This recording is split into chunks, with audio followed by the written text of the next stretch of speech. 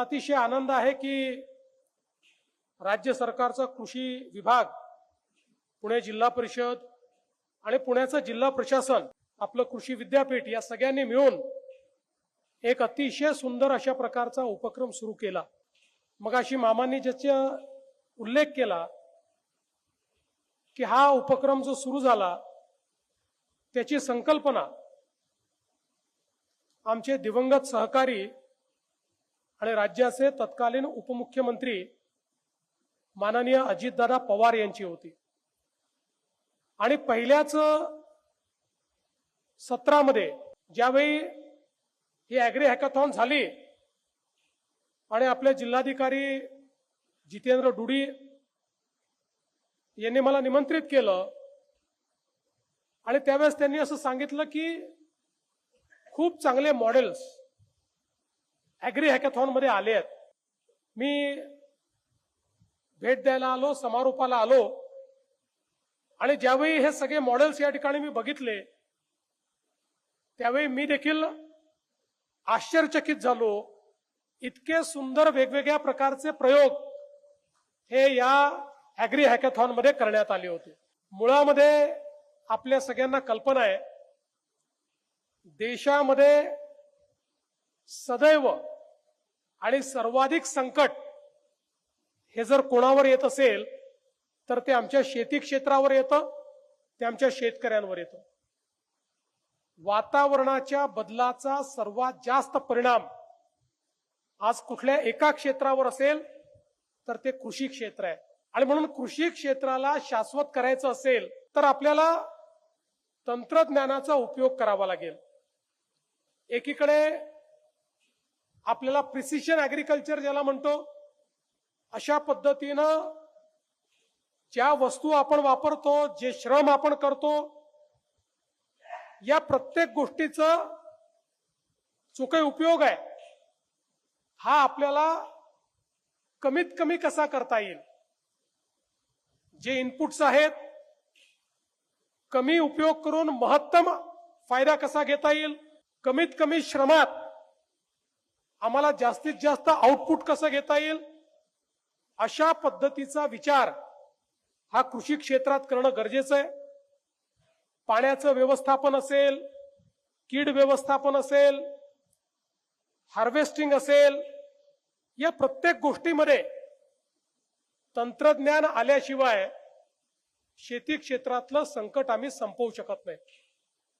आणि म्हणूनच आज अशा प्रकारच्या ॲग्री हॅकॅथॉनच्या माध्यमातून इतक्या चांगल्या प्रकारचं तंत्रज्ञान आपल्याला कृषीच्या क्षेत्रामध्ये या ठिकाणी पाहायला मिळतं। यावर्षी देखील जवळपास मला सांगण्यात आलं 1290 एंट्रीज देशभरातनं या ठिकाणी आल्या होत्या।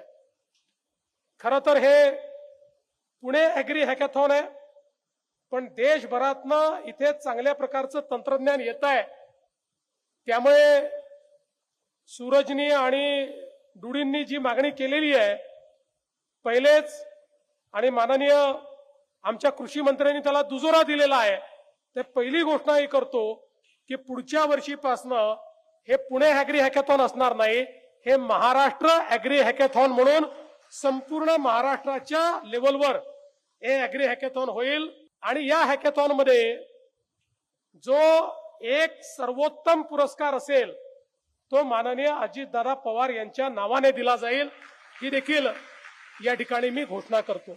आज आपण बघितलं की जे आपलं पहिलं ॲग्री हॅकॅथॉन झालं त्याच्यामध्ये शेवटी लोकांनी जे संशोधन केलंय ते या ठिकाणी ते मांडतात।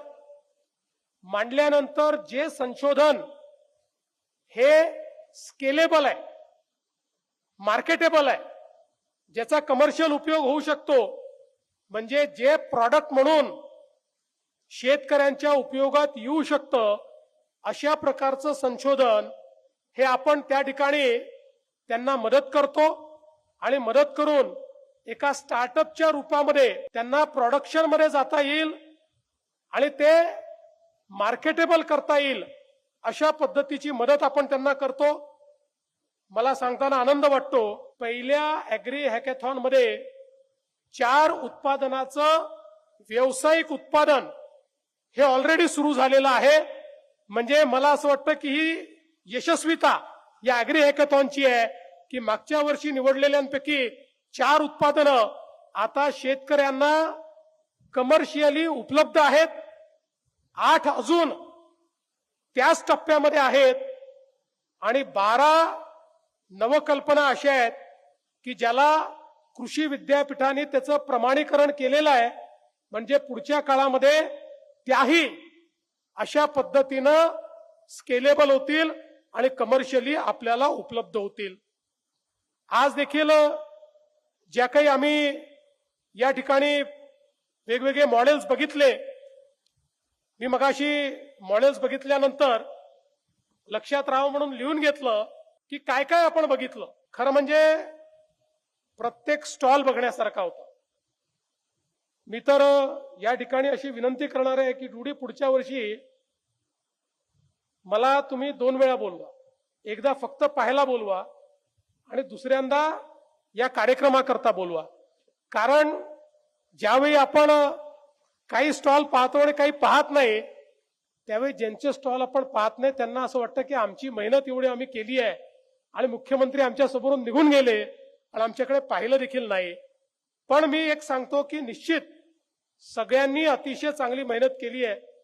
आम्ही जे काही स्टॉल्स आज बघितले, इतके चांगल्या प्रकारच्या त्या ठिकाणी त्यांनी व्यवस्था उभ्या केल्या आहेत. एक आम्ही जो पहिला स्टॉल बघितला ज्या ठिकाणी स्लो कार्बन रिलीज, आपल्याला माहिती आहे की ऑर्गॅनिक कार्बन हे आपल्या पिकाच्या वाढीकरता सगळ्यात महत्वाचं असतं आणि त्याकरता अनेक गोष्टींचा आपण वापर करतो.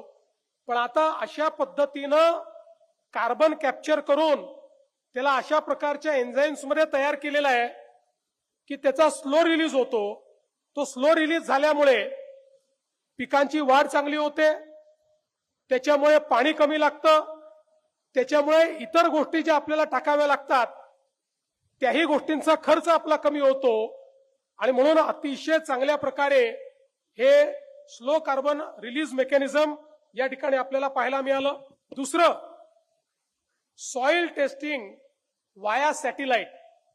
आता आपण सॉइल टेस्टिंग हे लॅबमध्ये नेतो आणि मग त्या सॉइलमध्ये, मातीमध्ये वेगवेगळ्या प्रकारचे इन्ग्रेडियंट्स कशा प्रकारे आहेत याचं टेस्टिंग करतो आणि त्यात जी डेफिशियन्सी असेल ते आपण त्या ठिकाणी वेगवेगळ्या न्यूट्रिएंट्सचा वापर करून किंवा पद्धतींचा वापर करून आपण ते त्या ठिकाणी देण्याचा प्रयत्न करतो. आता जे मॉडेल आमच्या समोर आलं त्याच्यामध्ये थेट सॅटेलाइटच्या माध्यमातून त्या ठिकाणी एखाद्या शेतकऱ्याच्या शेतीची जी काही माहिती आहे, त्याचा 7/12 आहे, तो फीड केला तर सॅटेलाइट करेक्ट त्या ठिकाणी लॅटिट्यूड लॉंगिट्यूडचा उपयोग करून आणि त्याच्या मातीचं परीक्षण करून सॉइल हेल्थचं कार्ड त्याला देतोय. म्हणजे किती गोष्टी वाचल्या, किती श्रम वाचले. अर्थात मी त्यांना विचारलं की लॅबोरेटरीमध्ये आपण करतो त्याच्या किती टक्के तुम्ही आता तुमचा रिझल्ट आलेला आहे.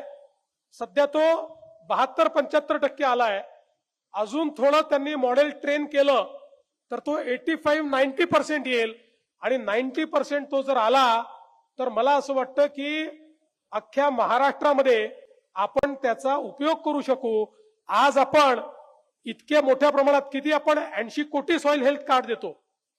80 कोटी सॉइल हेल्थ कार्ड आणि दर 2 वर्षांनी ते द्यायचे आहेत.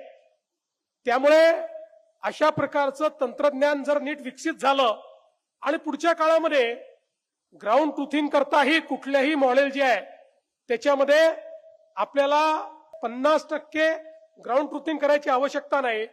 आपल्याला AI आर्टिफिशियल इंटेलिजन्सचं मॉडेलच हे सांगेल की तुम्ही कुठे आणि किती ग्राउंड ट्रुथिंग केलं पाहिजे.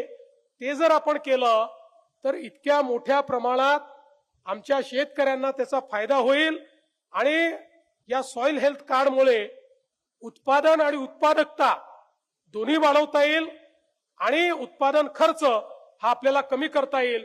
हे अतिशय चांगलं काम या ठिकाणी आपल्याला पाहायला मिळालं. एक अतिशय सुंदर अशा प्रकारचं स्प्रिंकलर आम्हाला पाहायला मिळालं, जे 360 डिग्री स्प्रिंकलिंग तर करतेच, पण त्याहीपेक्षा महत्वाचं असं आहे की आपल्याला माहिती आहे शेतकऱ्याचं शेत चौकोनीच असतं असं नाहीये. त्यामुळे अनेक वेळा अनावश्यक भागात पाणी जास्त जातं, अनेक वेळा ते बाहेर जातं.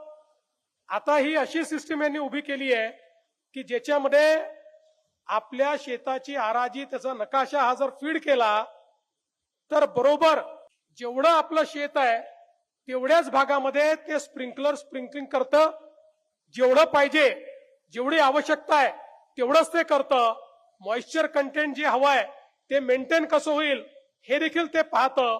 ही अतिशय सुंदर आणि प्रिसिशन अशा प्रकारची व्यवस्था ती देखील या ठिकाणी पाहायला मिळाली. एका स्टॉलवर आम्हाला मल्टी व्हेजिटेबल कल्टिवेटर पाहायला मिळालं. 3 भाज्यांना त्या ठिकाणी ते कल्टिवेटर 3 भाज्यांकरता उपयोगी होतं आणि इतकं चांगल्या प्रकारे ते त्यांनी तयार केलेलं आहे. त्यामुळे श्रमही वाचतात आणि त्यामुळे ज्याला आपण प्रिसिशन ऍग्रिकल्चर म्हणतो त्या पद्धतीनं आपली इनपुट कॉस्ट कमी करून, कारण आपल्याला माहिती आहे अलीकडच्या काळामध्ये सगळे सांगतात की शेतीमध्ये मजूर मिळत नाहीत, कमतरता आहे आणि अनेक वेळा मजुरीचा भाव म्हणजे आपण चांगला दिलाच पाहिजे, त्याबद्दल माझ्या मनात शंका नाही आहे, पण त्याच्यामुळे जे काही नफ्याचं गणित आहे ते गणित जमत नाही. अशा सगळ्या परिस्थितीमध्ये एक अतिशय सुंदर अशा प्रकारचं कल्टिवेटर हे देखील एक पाहायला मिळालं. एक अतिशय सुंदर असं त्या ठिकाणी स्प्रेयर तयार केलेलं आहे ज्याच्यामध्ये पिकाकरता आवश्यक स्प्रेइंग आणि वीड म्हणजे बरोबर जिथे पीक आहे तिथे योग्य स्प्रे होईल आणि जिथे तण आहे तिथे वेगळा स्प्रे होईल. एकाच वेळी हे दोन्ही स्प्रे चालतील. त्यामुळे आपण जी काही फवारणी करतो त्याचा नाश कमी होईल, ते महत्तम आपल्याला वापरता येईल आणि तणनाशक हे त्या ठिकाणी असल्यामुळे आणि हे सगळं जे आहे हे ड्रोन, सॅटेलाइट अशा वेगवेगळ्या गोष्टींचा उपयोग करून आणि त्या ठिकाणी हे सगळं होताना आपल्याला पाहायला मिळत आहे. 3 अतिशय चांगले मॉडेल्स या ठिकाणी पाहायला मिळाले, जे अर्थातच सॅटेलाइटचा आणि ड्रोनचा उपयोग करून सगळ्या प्रकारे आपल्याला आज क्रॉप इन्शुरन्स करता किंवा आपल्याला क्रॉपिंग सायकल जे आहे याची काय परिस्थिती आहे याकरता इतका मॅनपॉवर लावावा लागतो. आणि दरवेळी आपल्याला माहिती आहे की एखाद्या भागामध्ये इन्शुरन्सचे पैसे मिळतात, एखाद्या भागात मिळत नाही. काही लोक म्हणतात आमचं पीक नष्ट झालं तरी आम्हाला मिळालं नाही.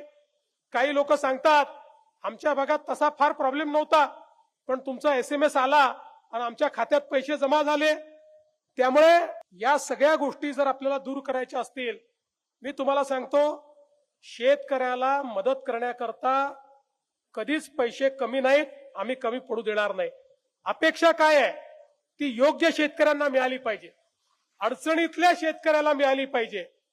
अनेक वेळा आम्ही इन्शुरन्सचे पैसे देतो, मदतही करतो आणि त्यानंतर बाजार समितीमध्ये जेव्हा क्रॉप अरायव्हल पाहतो ते मागच्या वेळेस एवढंच असतं. त्याच्यामुळे मग असं लक्षात येतं की काहीतरी याच्यामध्ये कुठेतरी गडबड आहे. आणि म्हणून हे जे वेगवेगळ्या प्रकारे सॅटेलाइटचा उपयोग करून, ड्रोन्सचा उपयोग करून त्या ठिकाणी सगळ्या प्रकारचं म्हणजे जे इन्शुरन्स करता किंवा क्रॉप डॅमेज करता ज्या ज्या प्रकारचे निकष पाहिजेत त्या सगळ्या प्रकारचे निकष सॉइल मॉइश्चर पासनं तर त्या ठिकाणी ज्या ज्या गोष्टी आहेत त्या सगळ्या गोष्टी, सगळे इंडेक्स हे मॅप करता येतील अशा प्रकारच्या जे 2 मॉडेल होते. आणि तिसरं मॉडेल हे मोबाईलचा वापर करून मोबाईल व्हिडिओच्या माध्यमातून त्या ठिकाणी आपल्यालाच आपल्या शेतीमध्ये नुकसान भरपाईचा पंचनामा करता येईल. आणि त्याकरता कंप्लीट जे AI असिस्टंट आहे तो आपल्याला सांगत राहील की तुमचा फोटो नीट नाहीये, जवळ जाऊन फोटो काढा, अशा पद्धतीनं काढा, अशा प्रकारचा व्हिडिओ काढा. आणि आपण जे काही कागदपत्र अपलोड करू त्याचंही प्रमाणीकरण हे त्या मोबाईलच्या माध्यमातून करता येईल अशा पद्धतीचं देखील एक अतिशय चांगलं मॉडेल हे आम्हाला या ठिकाणी पाहायला मिळालं. एका आमच्या अतिशय तरुण अशा शेतकऱ्याने किंवा आमच्या एका तरुण इनोव्हेटरने जी काही आमच्या ऊसातली कीड असते ती कीड कशा पद्धतीनं समाप्त करता येईल या संदर्भातलं अतिशय ऑर्गॅनिक मॉडेल हे त्या ठिकाणी आम्हाला दाखवलं. आणि मला असं वाटतं की खूप चांगलं संशोधन हे ही कीड समाप्त करण्याकरता ज्या काही अळ्या असतील त्या समाप्त करण्याकरता त्यांनी त्या ठिकाणी तयार केलं. मला असं वाटतं खूप चांगल्या पद्धतीनं तेही मॉडेल आपल्याला पाहायला मिळालं. आणि मला अतिशय आनंद आहे की आता आपण ज्यांचा सत्कार केला सगळ्यांचंच अभिनंदन आहे. पण एक युवा प्रशांत कराड याचं वय वर्ष 20 आहे. या 20 वर्षाच्या इनोव्हेटरचा आपण या ठिकाणी सत्कार केलेला आहे. आणि त्यांनी जे मॉडेल तयार केलंय ते सूरज मांढरेजी तुमच्या विभागाचं त्रास कमी करणारं, तुम्हाला कमीत कमी श्रम लागतील आणि ॲक्युरेट तुम्हाला गोष्टी कॅप्चर करता येतील अशा प्रकारचं अतिशय चांगलं मॉडेल हे त्यांनी तयार केलेलं आहे. त्यामुळे मला असं वाटतं की प्रत्येक गोष्टीचा जर विचार केला आणि आपल्याला माहिती आहे हॅकेथॉन मध्ये आपण प्रॉब्लेम स्टेटमेंट देतो. आता या ठिकाणी 9 प्रकारचे प्रॉब्लेम स्टेटमेंट आपण दिले होते. वेगवेगळे विभाग 9 प्रकारचे दिले होते की ज्या विभागांमध्ये पाण्याचं व्यवस्थापन असेल, आपल्या सोलरचं असेल, अशा वेगवेगळ्या गोष्टी होत्या. या प्रत्येक विभागामध्ये लोकांनी आपलं इनोव्हेशन केलं आणि त्यातल्या 9 इनोव्हेशन्सला पहिला आणि दुसरा क्रमांक आपण दिलाय. आता पुढचे आपले पोटेन्शियल इनोव्हेटर्स किंवा स्टार्टअप्स हे 9 आहेत. हे जे 9 लोक आहेत किंवा 9 दुने 18 लोक आहेत, या 18 लोकांच्या पाठीशी उभं राहून आता जे इन्क्युबेशन सेंटर आपण सुरू केलेलं आहे, इन्क्युबेशन सेंटरच्या माध्यमातून त्यांना मदत करायची, ते प्रॉडक्ट रिफाईन करायचं, त्याला स्केलेबल करायचं, कमर्शियल उपयोगाकरता ऍग्री स्टार्टअप पॉलिसी आपल्याकडे, आवश्यकता पडली तर त्याच्याकरता जो काही निधी त्यांना उपलब्ध करून द्यायचा आहे तो निधी देखील आपण उपलब्ध करून देऊ, जेणेकरून पुढच्या वर्षीचं ऍग्री हॅकेथॉन जेव्हा येईल, जसं आता मागच्या हॅकेथॉनचे 12 लोक आता कमर्शियल कडे चालले आहेत, 4 गेलेले आहेत, तशा पद्धतीनं या 18 पैकीही किमान 12 ते 15 लोक त्याच स्तरावर जातील. आणि या प्रत्येक गोष्टीतनं आमच्या शेतकऱ्याला त्या ठिकाणी फायदा होईल, त्याची उत्पादकता वाढेल, उत्पादन खर्च कमी होईल, शेतीचं किंवा जमिनीचं पोत चांगलं राखणं, त्या ठिकाणी जे काही संकट आता उभं राहिलेलं आहे त्या संकटातनं आपल्याला मुक्ती मिळेल. आज युरिया असेल, DAP असेल, याचा जो अनिर्बद्ध वापर आपण करतोय, आता हळूहळू त्याचेही अल्टरनेटिव्ह आपण देशात तयार करतो. आणि चांगल्या पद्धतीनं आपण या ठिकाणी कशा प्रकारे हे सगळे एलिमेंट कॅप्चर करू शकू हा प्रयत्न आपण करतोय. काल मी आपल्या श्री रविशंकर यांच्याकडे गेलो होतो. त्या ठिकाणी त्यांनी आता युरियाला रिप्लेस करण्याकरता 100% ऑर्गॅनिक अशा पद्धतीनं आणि पूर्णपणे सगळ्या गोष्टी आपल्या देशातल्या, नथिंग इम्पोर्टेड, अशा पद्धतीचं त्या ठिकाणी त्यांनी प्रॉडक्ट तयार केलंय. मी त्यांना सांगितलं तुम्ही महाराष्ट्रामध्ये या, IITians आहेत, आपल्या महाराष्ट्रातलाच IITian आहे ज्यांनी ते तयार केलेलं आहे. मी त्यांना सांगितलं तुम्ही महाराष्ट्रामध्ये या. पहिला प्रयोग त्यांचा आता प्रयोग झाला, सगळं सर्टिफिकेशन 100% झालं. एक मोठा एरिया आम्ही तुम्हाला महाराष्ट्रात देतो, यावर्षी एका एरियात करू आणि ते जर सगळं यशस्वी झालं तर आपल्याला महाराष्ट्रात हे कसं स्केलेबल करता येईल हा प्रयत्न आपण करू. कारण आपल्याला माहिती आहे की आज या सगळ्या रासायनिक खतांमुळे एकीकडे जमिनीची परिस्थिती तर खराब होतेच आहे, पण आमचं परकीय चलन हे इतक्या मोठ्या प्रमाणात आम्हाला त्या ठिकाणी त्याच्याकरता द्यावं लागतंय. त्यामुळे देशाच्या अर्थव्यवस्थेवर एक मोठा ताण हा त्या माध्यमातून येतोय. मला असं वाटतं की निश्चितपणे अशा प्रकारचे जे प्रयोग आज आमच्या राज्यामध्ये होत आहेत, नैसर्गिक शेतीमध्ये आज जे प्रयोग होत आहेत, अनेक लोकांनी देशी गाय, तिचं गोमूत्र, शेण, गूळ अशा अनेक गोष्टींचा वापर करून जीवामृत शेती जी सुरू केलेली आहे की ज्यातनं मोठ्या प्रमाणात उत्पादकताही कमी न होता आणि आपली जी काही इनपुट कॉस्ट आहे ती कमी होते. अशा अनेक प्रयोगांना पुढे नेण्याचं काम आपल्याला करायचं आहे. आणि मला असं वाटतं की आर्टिफिशियल इंटेलिजन्स आणि मशीन लर्निंग AI ML याच्यामुळे खूप मोठ्या प्रमाणात क्षेत्र बदलत आहे. मला आनंद आहे, महाराष्ट्र पहिलं राज्य आहे ज्यांनी महाविस्तारच्या माध्यमातून AIचा उपयोग चालू केला. आणि महाविस्तार ऍप असा आहे की कुठल्याही शेतकऱ्याला आपल्या कुठल्याही प्रश्नाचं उत्तर हे त्याच्या भाषेमध्ये या ऍपवर मिळणार आहे. त्याचं डेमॉन्स्ट्रेशन त्याला मिळणार आहे. त्या ठिकाणी तुमच्या प्रत्येकाकरता एक आमचा एजंट आहे जो तुम्हाला त्या ठिकाणी मदत करेल. तुम्हाला पाहिजे तो प्रश्न टाईप करा, टाईप करता येत नसेल तर तुम्ही तुमच्या भाषेत विचारा, तुम्हाला त्याचं उत्तर मिळेल. याच्यामध्ये जोही कृषीशी संबंधित प्रश्न आहे अशा सगळ्या प्रश्नांकरता हे मॉडेल आपण ट्रेन केलेलं आहे. आणि मला सांगताना आनंद वाटतो, आपलं महाविस्तार ऍप हे आता जेव्हा इंडिया AI समिट मध्ये गेलं, केंद्र सरकारने केवळ त्याची तारीफ केली नाही तर केंद्र सरकारने सांगितलं आता महाविस्तार तुम्ही केलाय, आता भारत विस्तार आम्ही करू. अशा प्रकारचं ऍप आता केंद्र सरकार देखील या ठिकाणी तयार करताय. केंद्र सरकारचं ऍग्रीस्टॅक एक अशा प्रकारची डेटाबेस आपण तयार केलेली आहे. ऍग्रीकल्चरचं संपूर्ण डिजिटायझेशन ऍग्रीस्टॅकच्या माध्यमातून केलंय. पुढच्या काळामध्ये सगळ्या योजना ऍग्रीस्टॅक आणि डीबीटीच्या माध्यमातून आपण चालवणार आहोत. पुढच्या काळात आपल्याला शेतकऱ्यांची जी मदत आहे ही मदतही satellite, AgriStack, drone technology, AI ML अशा सगळ्या गोष्टी एकत्रित करून त्या ठिकाणी करायच्या आहेत. म्हणजे जो गरजू शेतकरी आहे तो आपल्या योजनेतनं कधी सुटणार नाही आणि योजनेचा दुरुपयोग करणारा जो आहे त्याला दुरुपयोग करता येणार नाही. इतके हजारो कोटी रुपये, 30-30 हजार कोटी रुपये आपण खर्च करतो, ते पैसे आपल्याला त्या ठिकाणी योग्य ठिकाणी खर्च करता येतील. आणि म्हणून मला असं वाटतं की हा जो कार्यक्रम आहे हा अतिशय महत्वाचा कार्यक्रम आहे. तंत्रज्ञानाच्या माध्यमातून आपण कृषी क्षेत्राला त्या ठिकाणी फलदायी करण्याचा प्रयत्न करतो.